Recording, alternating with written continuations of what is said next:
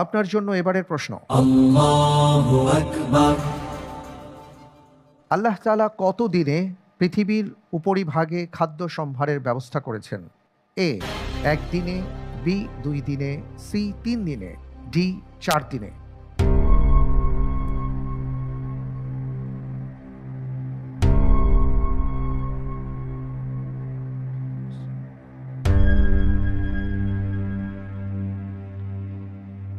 আলহামদুলিল্লাহ, আমি উত্তর হিসেবে বেছে নিচ্ছি অপশন ডি, 4 দিনে। অপশন ডি ৪ দিনে। ফ্রিজ করে দিব। ইনশাআল্লাহ। লক করা হোক অপশন ডি ৪ দিনে।